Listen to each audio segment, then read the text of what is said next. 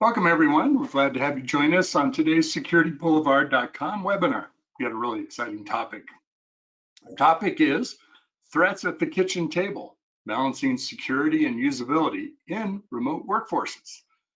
Very timely topic, of course. Today's webinar is sponsored by Immersive Labs. My name is Mitch Ashley. I'm here to be your host and moderator. A few housekeeping items we want to take care of. We are recording the webinar, and an email with a link to that recording will be sent to all participants who registered for the webinar.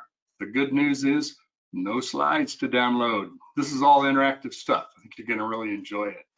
We're also giving away four gift cards at the end, Amazon gift cards that are $25 each. So stick around and find out if you're one of our winners. Now, I know our two speakers, presenters probably not the right issue. Our two guys that are doing this webinar today really are very interactive, love questions, and would appreciate questions that you have. If there's some that we might cover along the way, we'll insert those, and we'll certainly have some time at the end to cover questions you might have. Well, let's move on to our topic. Threats at the kitchen table, balancing security and usability in remote workforces. It's my pleasure to introduce our two speakers, Chris Pace, who is Technology Advocate with Immersive Labs, and Paul Bentham, who is Chief Product Officer at Immersive Labs. Well, gentlemen, I'm going to step away and go make myself some beans and mashers and mushrooms and, you know, good English breakfast while you guys are doing this. So I'm going to turn it over to you, Chris. Thanks, Mitch. Hello, everyone. Good afternoon and good morning. It's our pleasure to be presenting this webinar on threats at the kitchen table. As Mitch said, this will take a slightly different approach to perhaps maybe webinars that you've been familiar with. There are no slides. We'll be moving through what we would define as a crisis scenario, essentially a tabletop exercise that we'll be using our cloud platform to go through. You will also be able to offer your input into how we make our decisions by playing along. You can do that by going to you see the URL at the top of the screen, my shared screen here. You can go to play.immersivelabs.online, and the exercise code there, D88FE8, that will log you into the companion website where you'll be able to give your own input into how we should move forward in the scenario. And so that's basically how the whole thing will work. The URL and the exercise code will stay there throughout the presentation. Okay, so I'm going to go ahead and start the exercise, and this will basically tell us the situation that we find ourselves in, who we are and the company that we work for, and then after this it will move us into the first part of the scenario. So I'll go ahead at this point and read through the overview so that we can see what's the situation that we find ourselves in. Current world events mean more organizations are transitioning to a remote working model. But how do we do this while balancing cybersecurity needs with business operations and efficiency? In this scenario, a pandemic hits the world, and it soon becomes clear that your company must transition to a fully remote workforce. However, many of your employees have never worked remotely before. You need to prepare for this eventuality and balance business productivity with your security. We predominantly use the Office 365 suite of applications. 48% of our IT budget is ring-fenced for necessary operations, and the remainder is available for ad hoc projects. And you can see here that we are the head of IT at a management consulting firm called Usability that works with high-profile individuals to oversee their financial activities and investment strategy. Our role as head of IT also encompasses, in this case, cybersecurity, which is obviously common in many organizations. Okay, so let's just see how many folks we've got. Okay, I'm going to fair few logged into the website there. Just a reminder, that URL at the top and the exercise code where you can go and join in to answer this first question. The severity of the pandemic is becoming apparent. An emergency executive meeting is called, and the team decides that new remote working guidance must be created ASAP. HR, legal, and your own IT team all provide some input, and 3 options are drawn up. This information will be distributed to all employees to ensure their work from home setup is secure. So at this point, we have, I think, essentially three different types of remote working policy that we need to share with our employees. The first one looks fairly standard, or maybe is our existing remote working policy. The second one looks like it explains more some of the actual practicalities of working remotely, but it's extremely short. And the third one, oh, this looks like a thing downloaded from the internet. Okay, so what are our options? So option one, writing a dedicated remote working policy for the pandemic is the best thing to do. Option two, this option is already written by our organization and has the correct information included. Or option three, a well-researched professional option from online. So I'm going to open up the ability for you to now give your thoughts about the route that we should take here. So either it's a dedicated policy for the pandemic, it's an option that we already have written, or it's a well-researched one from online. So, Paul, what are we thinking? What's the best route to take here? Well, it's really interesting. It's kind of reassuring in some ways that as an organisation we'd already considered remote working. I know, during the recent pandemic, a lot of people sort of had a bit of a panic and did a digital transformation overnight.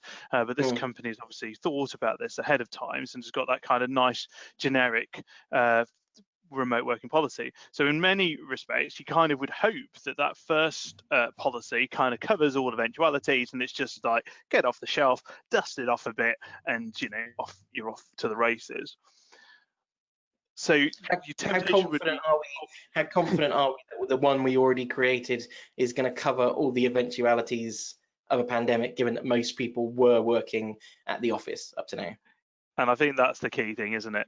We had a remote working policy, which was like 1 or 2 people, 1 or 2 days a week. It's not all the people all the time and dealing with all of that. And I think the balance of risk has changed. Now it's you can't work unless you can work remotely. So we need a policy that allows people to work while staying safe and secure online whilst they're working off their ironing board or in their kitchens. So two's got to be pretty tempting here. I think 3, I can't imagine 3. 3 might help us inform 2, but I don't think there's ever going to be a scenario where we just be like, Google good remote working policies, download that and implement it. I can't see that. I think unless it had been written explicitly for the pandemic, I think that would be different. So if we basically were looking at this is a policy that's been crafted if you're not doing remote working, but now you need to, that deals with most of the issues that you would face if you were going through a pandemic, I think that would be potentially viable. But what we looked at, I don't think was that. It looked like it was something very formulaic and generic. So I think we have to dedicate that. It feels like we have to dedicate the time and go with option 1, really. Well, yeah, option 2 you mean, but we'll see what the I think the key thing is that the risk appetite's changed. Like we will take more risk than we would have previously because it's against the backdrop of not being able to work at all. Yeah. So what are you leaning towards? Well, I'm leaning towards 2. The one that we already have. No, the dedicated remote working. Sorry, they're in a different order to sorry. Okay. Well, we got 15 responses here from the audience. So let's see what we have. Yeah, so the majority are with us. We're going to go with option 1. Now you'll notice, to step away from the scenario for a second, you'll notice now the button that we're going to press is show impact. And what that means is that we have on the right-hand side of this scenario, we have the impact on various factors that is being made by the decisions that we make. So you can see here an increase in operational effectiveness due to taking that approach, an increase in security posture due to taking that approach, IT budget staying flat. And I think one of the challenges that we're definitely gonna be dealt during this scenario is the the potential budget impact. I don't think it's a coincidence that the budget was mentioned at the beginning. I think there's an impact on budget that we are going to have to consider as we move through this scenario, because there isn't a bottomless pit of there isn't a bottomless pit of money, and B, given our industry, we also know there is the potential that our business is actually being impacted by the pandemic. As well. We don't know the impact that it's going to have on the economy. So that's just a thing to bear in mind. So essentially, these indicators that you can see on the right hand side, they adjust based on the decisions that we make. That's one thing that can happen. The other thing that can happen is the narrative itself, the story, can go in a particular direction based on the route that we choose, the way we decide to answer a particular challenge. So this is kind of an evolving scenario, if you like, and we really don't know which route we may end up going down. Okay.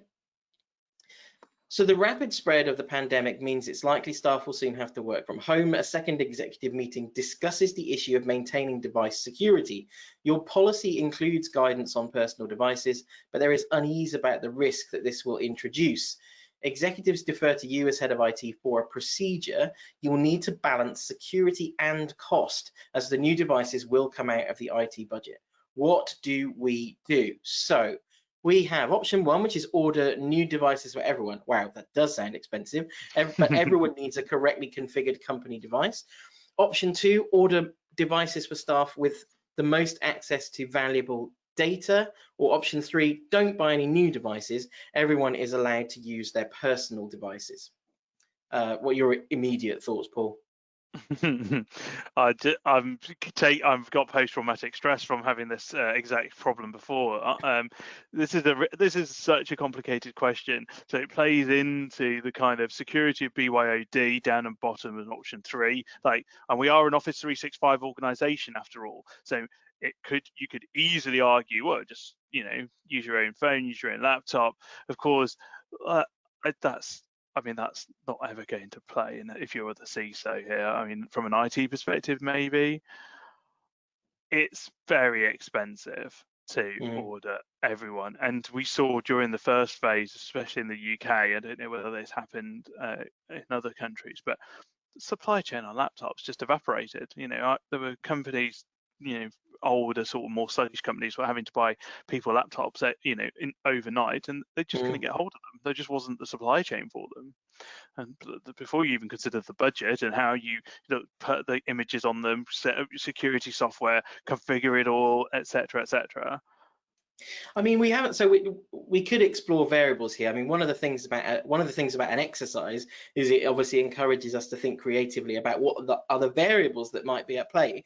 We could say that maybe we would go for option three, with the caveat that we think there is a way of managing, personal mobile devices that would mean we had some control there. So if a device was lost, it could be wiped, or we have control over what they can access through that phone. So we could throw in that as a variable. Maybe we don't buy new devices, but we look to make an investment in software that would help secure personal devices, which would definitely be cheaper. But the other side of that coin is then you're kind of installing a company thing on a personal device, which potentially opens a whole nother can of worms. Super difficult. I mean, and it's like, this is also about how good these devices are. So all well and good that somebody's got an iPad that they can perhaps do a little bit of emailing on, but is that powerful enough to run Excel or to do their job? So I think it's going to be a famous statement here, but it depends and ideally, and I think we've talked about this previously, like ideally it would be good to be able to have a case-by-case approach and very tailored to each individual. Isn't that kind of what option two is?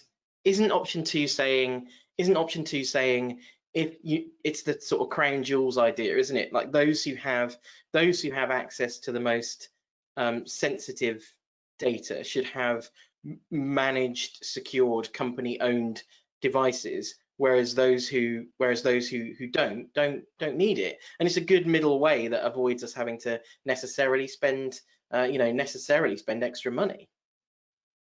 Yeah, true, but I don't think that's easy enough to do. I mean, there's probably some people with high access to the most sensitive information, but you're sort of relying on organizations having really strict information security controls in place.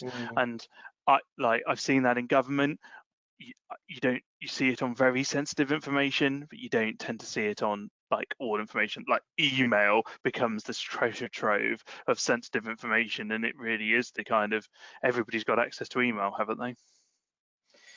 Yeah, I agree. We've just had some feedback from the audience there about, look for management buy-in around, managing personal devices with mobile device management software. I think that's a fair call. There could be a way of almost building a groundswell of, we're in the midst of a pandemic. We still have to keep company data secure. We are almost asking for you to make that sacrifice so that we can manage your device. There are benefits inherent to you in that as well. Like if your device gets lost, it can be remote wiped and all that kind of stuff. So what are we going to do? Basically, look, are we going to spend the money? Are we going to spend all the money, some money, or no money? Basically, that's the way I see our options. I suppose it's more complex from a security point of view, but that's the way I see our options. Right, so let's see what should we encourage people to vote, because I think we need a bit of support on this. I'm leaning towards let's splash some cash on this, because I've been itching to do digital transformation for a long time from remote working. Let's grasp the nettle and buy new devices. Oh, they've gone the middle way. We pushed that too hard, Chris. It was too rationalized.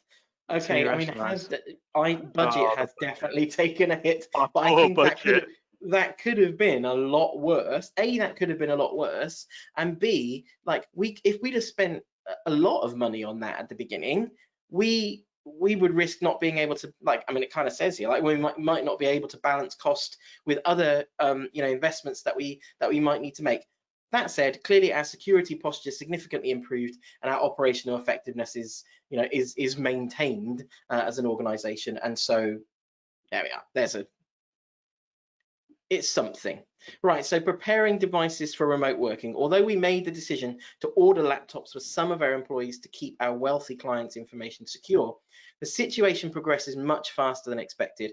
While at work on Monday, the government announces that all citizens must work from home from the following day. The devices you've ordered have not arrived, and personal devices still need configuring properly. Which of these measures is most important to take?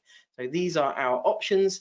Either the installation of a remote wipe facility on all laptops, an action for all staff members to reset their default router admin password, installation of a corporate VPN, this will provide end-to-end encryption, enforcing multi-factor authentication, or prohibiting the use of removable, I can't even read that out without laughing, prohibiting the use of removable media. I didn't realize it was the early 2000s.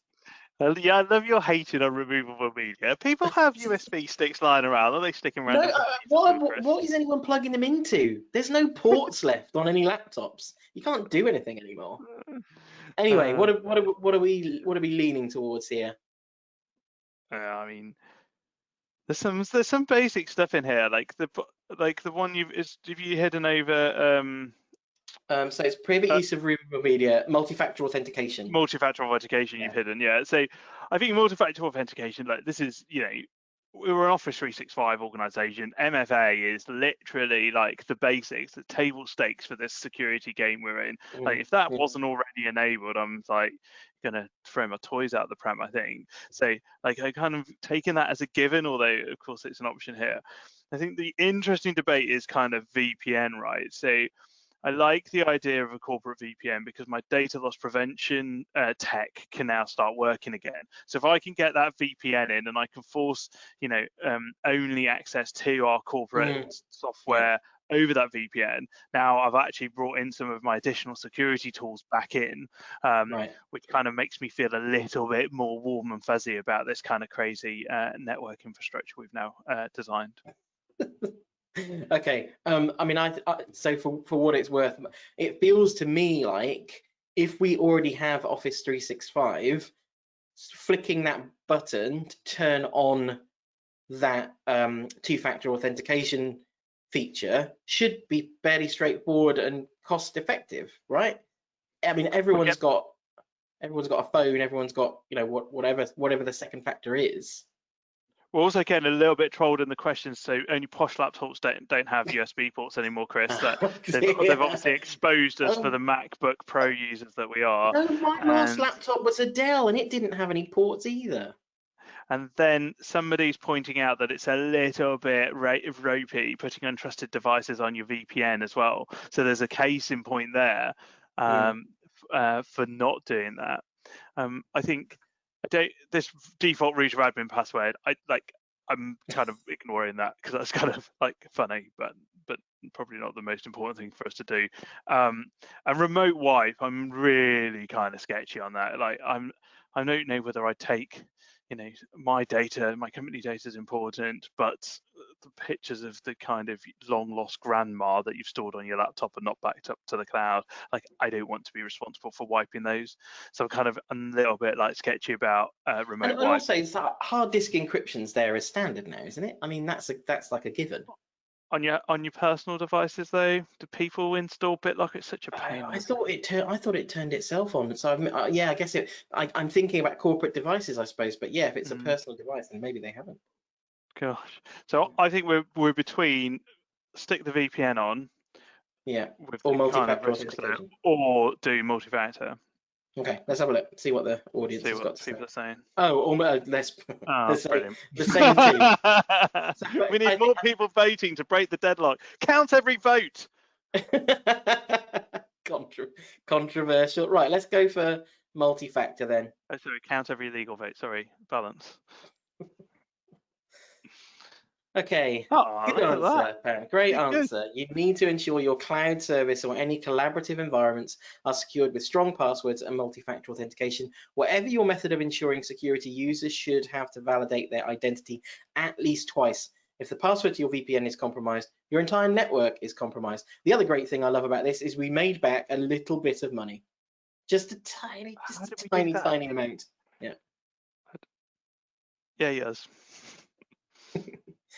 Okay, we are now a week into operating as a fully remote workforce. So far, it seems as though the company is adapting well to the new normal of working from home. There have been some sound issues on company laptops. Can you hear me? Are you muted? And various questions about IT equipment. You check in regularly with the IT support team in order to triage any issues, and I think this is basically saying any trending issues. In a meeting, one of the support staff points out that there have been a few reports about suspicious emails from staff members. It's also pointed out that there have been quite a number of complaints about VPN issues. People are saying the VPN has been slow and this is hindering their ability to work. So we can take a quick look at these emails. The first person here is emailing to say, I received an email that appears to be suspicious. Is there a place I can report it? I think I've installed the VPN correctly, but it's now incredibly slow. And then this is the help desk view, so we can kind of see a mixture of where these are. Not as many suspicious email as VPN issues, but anyway, let's see what our options are here. Okay, investigate the VPN issues. You need to understand what is making the VPN slow. Send out communications about suspicious emails. Take no action yet. You're only in the first week. There are bound to be teething troubles. So what are we thinking here? I feel like you're going to say option 3. Yeah. Chris, I mean, I'm in my IT manager role here, not the CPA role. So I think this is a question designed to really wonder about the kind of usability issues here. So I'm erring towards the suspicious emails because security is more important at this point for me. I think the VPN issues, it's slow, but it's not broken. So I'm kind of like, I'm happy to be like, well, let's, put a few more hamsters into the wheel to keep the VPN going, but it's not down. So it doesn't get my priority. These suspicious emails though, that feels like they feel dodged to me. So the suggestion is if the VPN wasn't working, that would be a more fundamental challenge. But because it's only slow in this context, I suppose the other thing is you have to remember, if we put ourselves back in the when the new normal was the new normal and not just normal, there were clearly a flurry of threats and or criminal groups who were looking at ways, particularly of targeting those who were working remotely. So there was kind of a spate of pandemic-focused spam and stuff like that. So there was nefarious stuff going on that increased the risk, perhaps, from a suspicious email. The other thing that it would occur to me is that, of course, we don't have the same level of visibility, perhaps, as we did when those machines were connected inside a sort of traditional inside the fence network, which, of course, is a change, right? And I think there's something about the loneliness or the isolation of working at home. I think people, like, you might have in previous times, you got a dodgy email and say, hey, Janet, have you got this weird email from finance asking us to transfer money, or like, oh, has anybody else got this new two-factor authentication sign-up process thing? Like those kind of things, you don't have those conversations.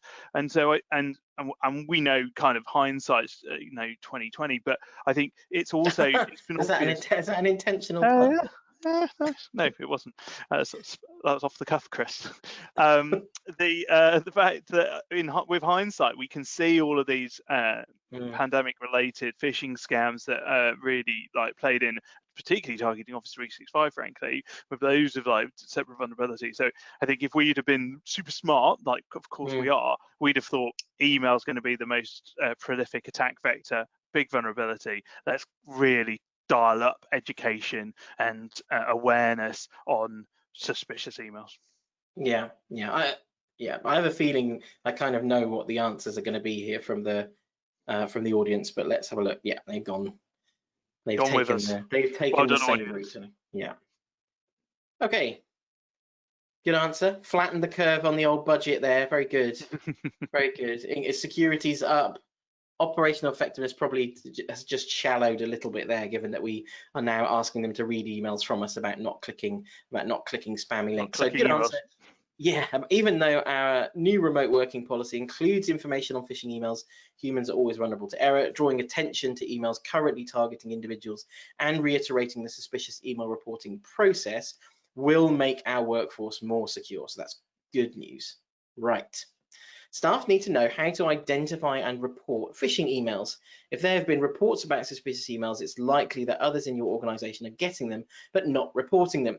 You enlist the help of HR to send communications about malicious emails, and you also note that for those employees who had already received malicious email but did not report it, an amnesty will be set up to report them with no repercussions. We get a message from one of our senior consultants, Terence. He has recently received an email which seemed to be from the company with updated information about the pandemic located in a SharePoint file. To access this file, he was taken to a Microsoft Office 365 login page. He did put in his details, but has noticed nothing suspicious since. However, he's concerned now after recent communications. What do we do? So option one, do nothing. He hasn't noticed anything suspicious since he clicked the link, so maybe nothing has happened. Option two, tell Terence to change his passwords and to update his inbox's spam filters. Terence needs to keep his account secure. Option three, punish Terence. Amnesty schmamnesty. This employee clearly clicked a malicious link and then didn't inform anyone. Okay, so let's open the voting. Are we going to? I'm not sure how we're punishing him. It doesn't actually say punish Terence by removing his web browsing rights for a week. I don't know what we're supposed to do to poor Terence, to be honest. Oh dear. I mean, worst nightmare, isn't it? I clicked it, but I clicked it a few days ago, or and I'm just going to let you know. I mean, we can't, we literally can't do nothing. Now we've been told we can't do nothing, so I'm throwing one out. I'm throwing one out. Punishing him feels a little bit heavy-handed. But given in fairness, that is an extremely effective way to raise awareness. Mm-hmm. I mean, if you punished him, as someone has suggested in the questions, we should publicly shame him by putting his photo on the intranet. And that is, to me, that seems like a really effective way of doing security awareness. Be aware that if you click fishy links, you will get named and shamed on the company intranet. I mean, I've seen some of the phishing scams that are available. It is super hard to spot that they're actually phishing. Some of them are really, ones, really good. Yeah. Some of them are so good. Like, you'd run out of staff pretty quick, wouldn't you? Like, with some of the more advanced ones. I think we, like, right now at this point, the very first thing we need to do is like plug the hole. Let's change the passwords. Let's get the spam filtering in. I mean, maybe if we even could put something upstream like a Mimecast or whatever to sort of try and like help us out with this. But I think punishing is too soon. Maybe I'm a bit too soft, but I think it's change his passwords. Let's do some investigations about what the impact's been. Some other interesting input from the audience in the questions panel. Someone pointing out that my plan to publicly shame them would obviously mean that less people would come forward, which is a very good point, a very astute. That's the end of your dictatorship there, Chris. But someone else has said actually you could name them, but you could name them and reward them for coming forward in order to encourage other people to come forward if they'd experienced something similar, which I actually thought was quite a good idea. They almost like they get a badge for letting us know, even if it was 2 days late and you didn't tell us at the time. So everybody starts clicking on phishing links just to get more just keep reward. clicking phishing links to get more badges. 10 this week. Yeah. Okay, let's have a look and see what the audience is saying. Yeah, clearly it's option 2. No, it's obviously no bullies in the audience. We're all too nice. So ensuring that obviously our anti-phishing protection is optimized will block most phishing attacks and suspicious emails from reaching inboxes. There are also there's specific advice from Microsoft if we're using Office 365, so we can look to implement some of that. The most important thing is to obviously strike a balance between blocking phishing emails and allowing legitimate business emails. We need to have a process in place that enables them to review blocked emails and release if necessary. It is absolutely essential that password is changed after they receive or click on a suspicious link. So our security is taking a bit of a dip here, as well as our operational effectiveness off the back of all this email shenanigans. So we call Terence and instruct him to change his password. We use this information to optimize our anti-phishing protection. Our IT department should then immediately focus on what to do about this suspicious application potentially. So should we call the affected users to see if they have any information about what this particular malicious application or potentially malicious application might be? Should we go to the incident response plan? We should have an incident response plan in place, and it will give us steps for dealing with an incident like this. Or do we begin the process straight away to just remove the application? It's most likely doing something suspicious. We should just get it off these machines. So what do we think? I kind of like the idea that we'd have the time to consult the incident response plan. So dodgy application spotted, let's dust off the incident response plan, scroll to page 6 and get on with it.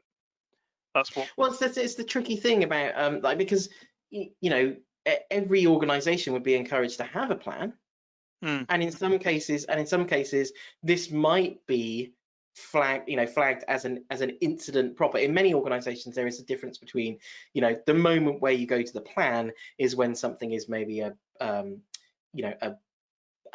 a major incident or an incident requiring the incident response team, therefore multiple stakeholders, involving all of the right people.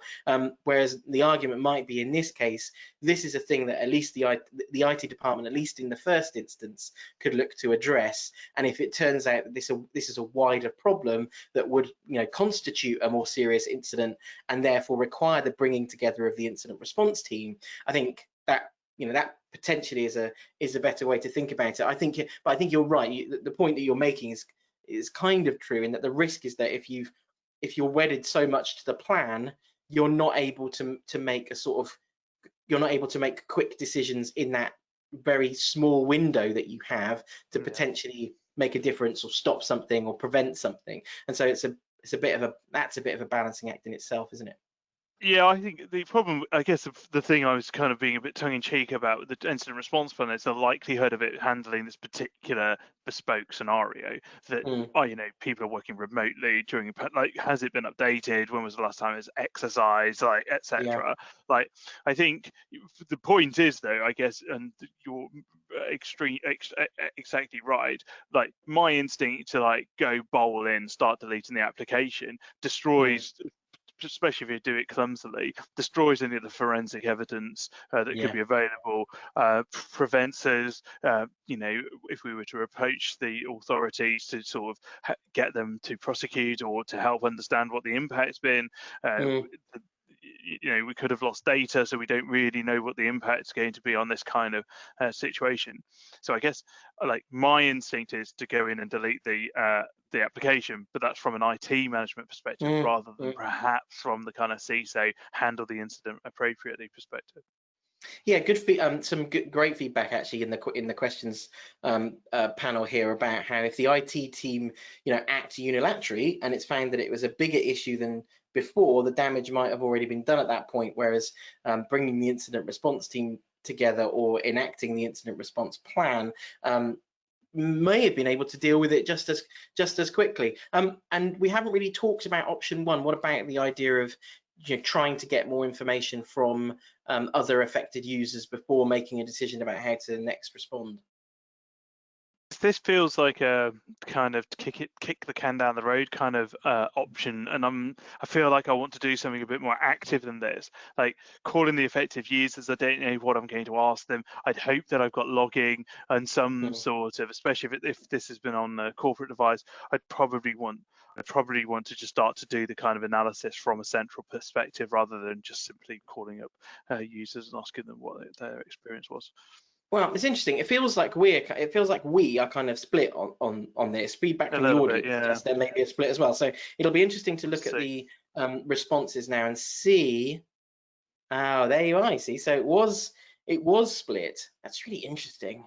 I wonder whether some of this might be affected by the nature of the organization that you work in. There is a suggestion that a larger organization with a more defined incident response plan, it may be that referring to the incident response plan is a thing that's done fairly regularly in order to define how to respond, whereas perhaps a smaller organization where that's looking to where IT are responsible for lots of things, and perhaps it's more likely that they would go with option 3. So in this case, you get the casting vote anyway. So what are you thinking? Well, I think the audience have gone for a cheeky suggestion that calling the affected users would be part of the incident response plan. So why don't we say option 2 on balance, because calling would be part of it? Option 2 then. Yeah. Okay, good answer. An up-to-date, comprehensive and recently tested incident response plan would be the best document to refer to. However, the utility of this will depend on whether you've prepared such a document, and whether it has been reviewed and tested. Regularly reviewing and practicing the steps of your incident response plan will help you prepare for an incident such as this. Did have a good impact on our security posture, that answer, so that's good news. It turns out our incident response plan lacks the detail and is painfully out of date, hasn't been updated since 2015. So all the people amping up the incident response plan there, and that's what you get. Obviously, I'm joking. So what do we do now? Do we begin the process to remove this malicious application? Do we use this inadequate response plan and amend it as we go? Or do we convene the incident response team? I'll open the voting.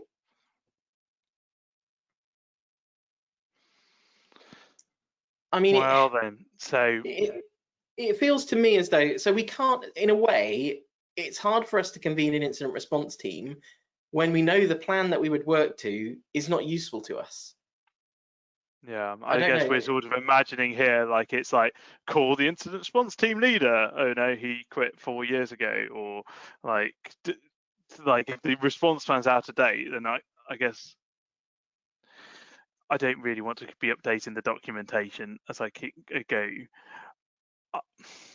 An incident response team, I mean, do we have any faith in them, given that the plan's out of date? Well, no, that was sort of my that was kind of my point. If the incident response plan from 2015 and it's saying to bring together a load of people who are in that plan, the potential is that the people who are in that plan have never looked at it. So I'm more than ever leaning towards option one, because the risk is that option two just ends up as being wheel spinning, doesn't it? I think people in the questions are also suggesting that like to move at speed is important, which I think I completely agree with. Like the idea that there's malicious application that's been downloaded as a result of some of these phishing campaigns, like likelihood that it's ransomware or doing something, you know, something that could do some damage, exfiltrating some of our data. I kind of want to get it, you know, instinct is to get it out. What else are people saying? Yeah, same. Somebody's echoing your point there, basically same Chris. thing. Yeah.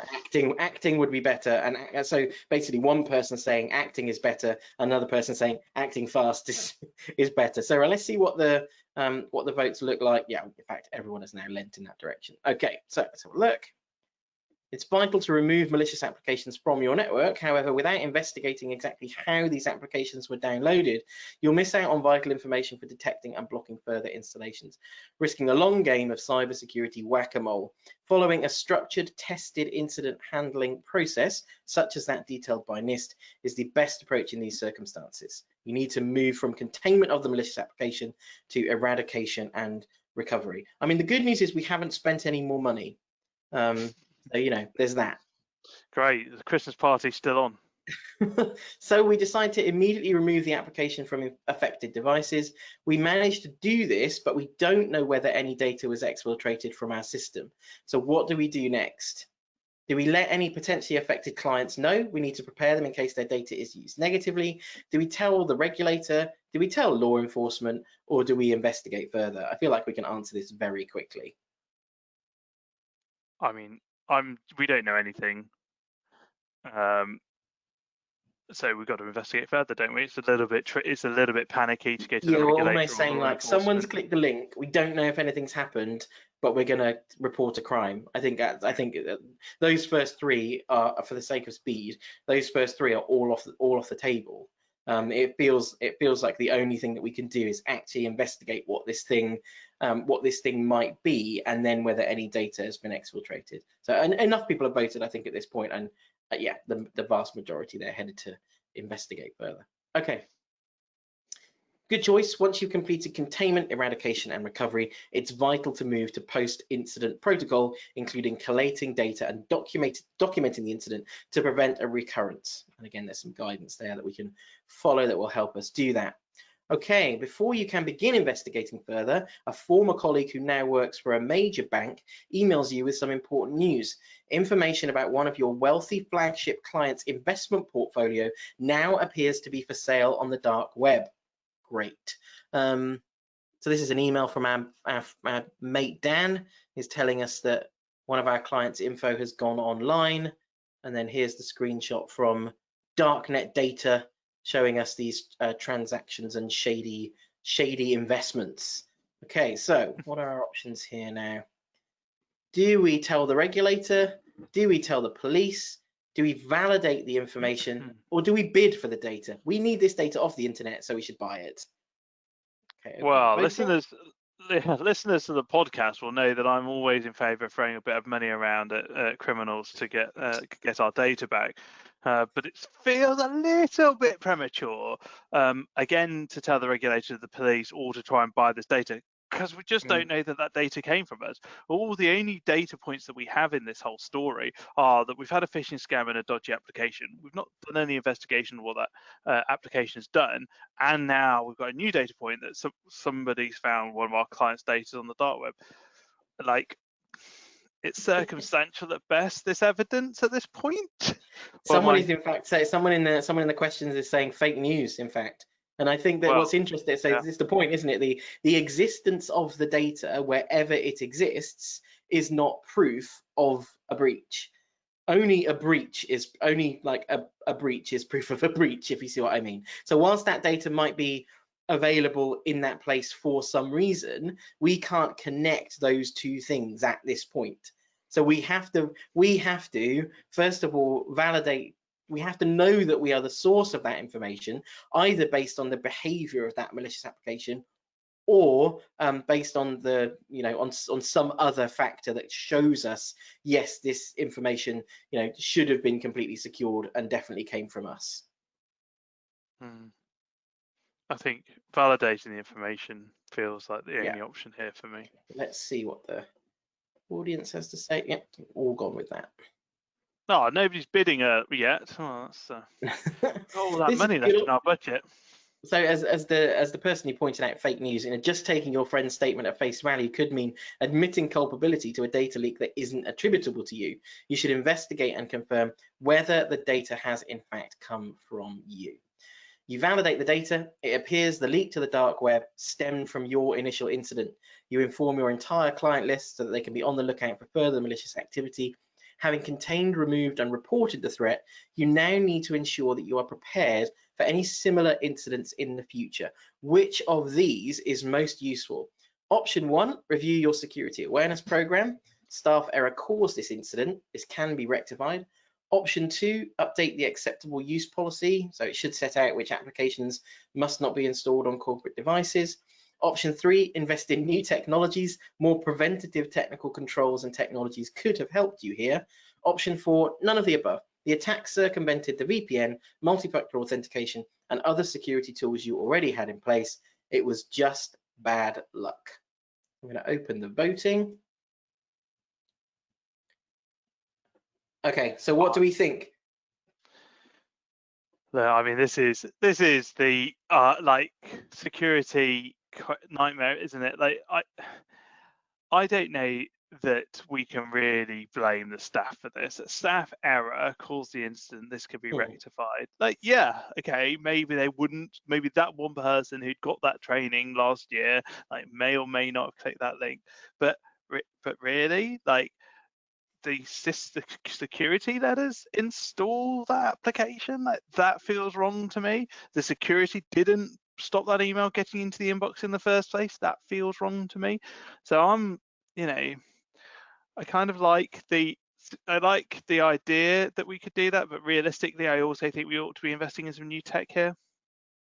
You would say that. Well, we haven't spent quite enough money for you. We saved all that money on buying brand spanking new mobile devices for everyone right at the beginning of the pandemic. So now you want to spend that money on another AI machine learning firewall or that's whatever. Exactly right. Yeah, that's what I want. I think that one of the other interesting things here is that, of course, yes, you can always make the argument that some new technology could help.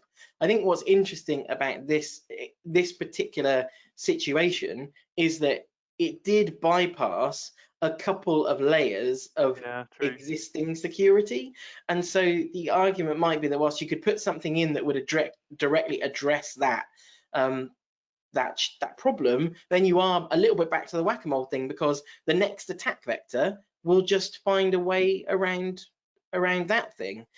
So I think this could have been, I suppose lots of companies say this post-incident, this could have been a lot worse than it was. I suppose we have to ask ourselves the question, do we believe that adding extra layers of security that significantly reduce the risk of client data being leaked enough? Does it add enough of a layer that we think it's worth spending that money? I guess is the bottom line. I guess what we also say though is we're not saying we're not saying like bad stuff happens, like we couldn't have prevented it, like shrug shoulders. That speaks to me to a poor security culture. It says, it feels like we need to be doing something to improve security, whether it's to invest in our people to make sure that they understand and be that first line of defense, or whether it's to add more tech, or whether it's to change our AUP. But fundamentally, we're not saying do nothing. Yeah. So let's see what it's really interesting. Security awareness has taken the, which I guess, I suppose in the argument that there potentially could be a repeat of this, there, and actually also, if we've understood, looking at the nature of our business, that our greatest vector for attack is are phishing links, and in many cases that is true, you know, either option 1 or option 3 would give us an opportunity to be proactive about that, either from the perspective of encouraging, you know, staff to look more closely before they click, or by putting something automated in place that, you know, that might help to add an extra layer of protection. So yeah, I would say that either of those are, you know, reasonable moves to make. But we were able to take option 1 without having to spend any more money. This is a good option. Regular security comms, comprehensive awareness program supported by senior management, empowering employees to respond appropriately will be more effective. I suppose the argument will be, and maybe this is research that someone wants to do one day, would be to line up security awareness programs against you know, technological solutions, and perhaps try to find a way to see which of those is actually most effective. Okay, someone making a very good point in the questions also that security awareness is a layer of security, which is obviously true. It's just not a technological layer in this case. Okay. Oh, we've come to the end. We've finished on time, which is always good. Thanks to those of you who got involved through the questions pane, and also through the interactive part of the exercise. Hopefully you've enjoyed that. As Mitch mentioned in the chat, if you're somehow interested in hearing more of me and Paul, we're part of a podcast called Cyber Humanity, which you can go and find on all good podcast platforms. And on that shameless plug, I will hand back over to Mitch. If we haven't driven you away yet, check out the podcast. Yeah, basically, yeah. Well, we do have a few questions, time for a few questions that we can slip in here. First question is, what are the best ways to communicate during an incident? Probably should be part of your incident management plan, but yes, whenever. Yeah, we didn't really cover this in the scenario, did we? But we talked a little bit about, you know, the nature of incident response plans, and a lot of times there'll be you know, set windows for communication and all those kinds of things as part of a more official, you know, incident management and incident response plan. What's interesting about the kinds of things that we can do with exercising, though, is we can throw curveballs into that. So we can basically say, you know, now at this point in the scenario, you don't have access to email for whatever reason, because you've been crippled by ransomware. You now can't communicate via email. So how are you gonna do that? How are you gonna approach that challenge? Or, you know, someone is unavailable. Your key man is taken out of the exercise. What are you gonna do now? And another thing to sort of talk about the way that these scenarios can be constructed. They're entirely customizable. So we've delivered a sort of fairly generic, you know, imagined scenario, but actually there is the potential for organizations looking to use something like this to be able to build their own scenarios inside the platform. So that means that it can be very specific to particular challenges that might work as good variables during an exercise for your, you know, for your organization. I think it's fair to say that every organization has a different policy on this. Like, I know even highly regulated organizations like banks, for example, they do have a fallback to what something like, as crazy as it sounds, WhatsApp, because at some point, if you assume a complete corporate failure, you're going to have to fall back on something. And even though that's probably not the most secure thing, at least you can still communicate and reach out to your staff and your people and get important messages out to them. Yeah, yeah. Next question, I'm curious about this too, is just how frequently should you hold these kinds of exercises? So we recently did some research that highlighted that most organizations, like as in well over 50%, were running exercises annually. It's our belief, though, that that's because of the way that exercising is currently done. Most exercising today is paper-based, for want of a better definition. It's using PowerPoint and a facilitator, someone who would take my sort of role in it, and they will walk you through the scenario. But of course, the challenge is that means you have to get everyone either in a room physically or on a Zoom call all together at the same time to move through the scenario. So that requires quite a large scale investment of people's time, and because it is that sort of paper-based, you build it in PowerPoint and then you deliver it, it removes some of the flexibility. We are starting to advocate an approach that's more of what we call micro drilling, which is the idea that you can do these kind of short, punchy, you could even do this on your own as an individual, as a good way of going through and testing what decisions you would make, or do it in the way that we've done it as a facilitated exercise, or have different input from different people. And these are very easy to spin up and very quick to consume. And obviously the fact that the storyline branches means that you could actually do the same exercise a number of times. And I'll tell you where the branch point was that we didn't take. If you choose to go down the VPN route, you get very caught up in fixing the VPN and you potentially miss the phishing emails and the data breach. So there's an example of how the story can breach and where it can pivot. And obviously that means the exercises become repeatable, and that means you can do them more frequently. I don't know who, somebody famous said, if something's hard to do, do it more often. And I think nothing could be further from the truth. You don't want incidents, but you do want to exercise frequently, and that's the key. Yeah. That's sure easy to get distracted by problems you know how to solve versus, or easy low-hanging fruit that may not be going to help you in the situation. There's a question here also about the graphs. Why do the graphs keep going down even though you have good answers? That's your stock portfolio. That's probably not a good graph, but if it's the pandemic, infection rate, that might be a good thing. But anyway, so the way that I always answer this question is that we are in the midst of a crisis. It is highly unlikely that a lot of those graphs are going to go, especially things like, company reputation, or if it was something really bad. Imagine if something really bad and really crippling, like ransomware or something like that, and share price is one of the factors. It is not ever really going to go up until that's over, and so therefore it's designed to reflect, we want to try and, again, it's flatten the curve, right? We managed not to massively overspend in terms of our IT budget, and we should see that as a good thing. So good. And actually, in here we can see, then we can review the choices that we made. We can see the number of results that we got against each one, and there are also other ways of looking at how we weighted our confidence in those individual answers and all that kind of stuff. So it gives a little bit of extra insight that maybe you wouldn't get with a more traditional tabletop exercise. I'm curious too, just a question I have is, do you ever use this type of approach also with your end users, to kind of quizzing to get responses to see what what would you do in this scenario, to try to get a feel for, oh, maybe there's some more education there, or we need to change some policies or process or tools?